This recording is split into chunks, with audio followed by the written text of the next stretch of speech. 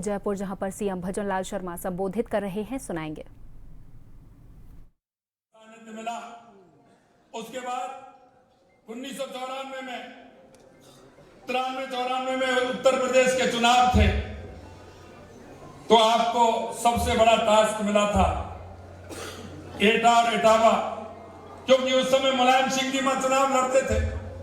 मुलायम सिंह जी का दबदबा था वहां उस क्षेत्र में। आपको पश्चिमी उत्तर प्रदेश का प्रभारी बनाया था, वहां आपके साथ जाने का मुझे सौभाग्य मिला और ये कहानी लगातार चलती गई। 97 में मेरे को युवा मोर्चे का अध्यक्ष बनाया और मैं युवा मोर्चा के जिला अध्यक्ष के नाते आपके नेतृत्व में काम किया और 99 में एक यात्रा आपने, जब हमारे युवा मोर्चा के प्रदेश सतीश पूनिया जी थे, उनके नेतृत्व में तारागढ़ से लोहागढ़ तक एक यात्रा का आयोजन आपके द्वारा करवाया गया था।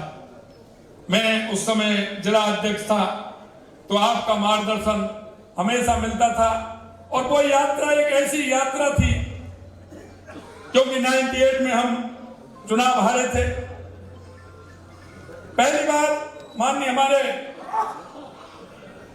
पूर्व मुख्यमंत्री और हमारे भारत के पूर्व उपराष्ट्रपति भैरव सिंह जी शेखावत जब उस यात्रा के दौरान अलवर में पहली बार गए थे और वहां आपका हमने देखा कि जिस तरह से उस यात्रा का आपने पूरी तरह से तारागढ़ से लोहागढ़ तक उस यात्रा का आपने नेतृत्व किया और उसमें आपने युवा मोर्चा के द्वारा उस यात्रा को निकालने का काम किया।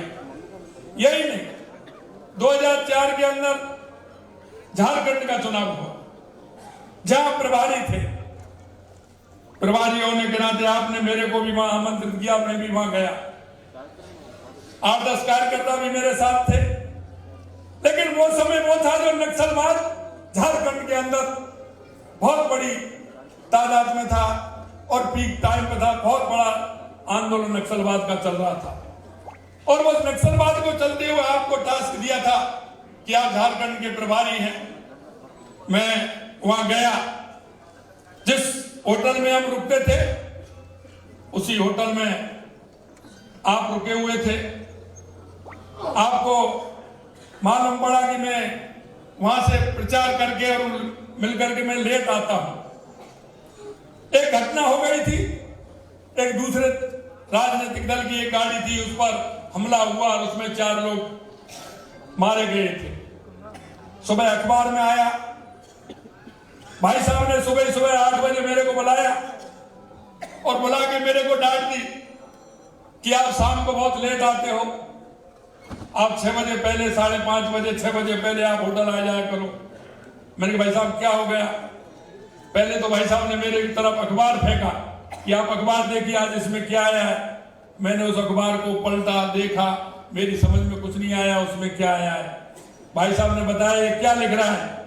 मैंने कहा साहब इसमें ये लिख रहा है कि इस राजनीतिक दल की गाड़ी थी और उसमें 4 लोग सवार थे, उस पर हमला हो गया और वो चारों के चारों चले गए। उन्होंने कहा इसलिए मैंने कहा है आप रात को 9 बजे और 10 बजे आते हो। इतना ध्यान रखते हुए हमको कहा कि नहीं, आपको 5, 5:30 बजे प्रचार करके आपको आ जाना है। मैं आपसे कहना चाहता हूं कि जिस तरह से भाई साहब ने जो काम किया है और आपके सानिध्य में जो हमने काम सीखा है, हमने देखा है, आपने भाजपा कार्यकर्ताओं के साथ जो आपका स्नेह रहा है वो किसी से छुपा हुआ नहीं है। अगर कोई जयपुर आया है और कार्यालय में आया है तो बिना ओम जी भाई साहब से मिले हुए नहीं जाते थे। मैं कह सकता हूं कि आपने जिस तरह से एक विचार को लेकर के, एक अपनी संस्कृति और विचार को लेकर के आपने जीवन भर जिस तरह से काम किया है, एक कार्यकर्ता के रूप में काम करते हुए आपने ऊंचाइयों को छुआ है। हमने देखा है कि आप गुजरात के प्रभारी और लगातार कभी झारखंड